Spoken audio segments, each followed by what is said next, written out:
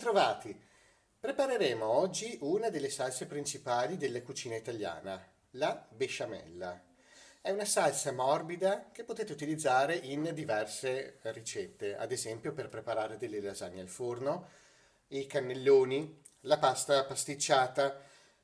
Trovate molte indicazioni nel link in descrizione sotto il video. Per preparare la nostra besciamella utilizzeremo oggi 1 litro di latte, 100 g di farina, 100 g di burro, una spolveratina di noce moscata ed un pizzico di sale. Finché prepariamo la nostra ricetta, vi ricordo di iscrivervi al nostro canale per restare sempre aggiornati su tante diverse ricette e iniziative. Per prima cosa mettiamo il burro all'interno di una pentola, accendiamo il fuoco e lo facciamo sciogliere. Aggiungiamo poi la farina e mescoliamo ben bene per evitare che si formino dei grumi. Andremo quindi ad aggiungere il latte, il nostro litro di latte, con il pizzico di sale e la noce moscata. Mescoliamo ben bene e portiamo ad ebollizione. Abbiamo unito nella pentola tutti i nostri ingredienti, mescolato ben bene.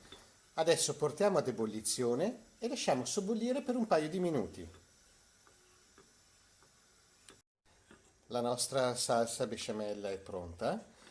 Regolatevi un po' per quanto tenerla morbida, quindi quanto farla sobbollire, in base anche alla preparazione che andrete a preparare poi. Se dovete cucinare delle lasagne al forno, se la tenete un pelino morbida, aiuterà nella cottura delle sfoglie di pasta. Ecco la nostra salsa besciamella pronta per essere utilizzata in tante diverse preparazioni. Logicamente dovrete andare a proporzionare la quantità degli ingredienti a seconda della ricetta che andrete a preparare. Se ad esempio dovete cucinare 2 teglie enormi di lasagne al forno, dovrete preparare una besciamella con 2 o 3 litri di latte.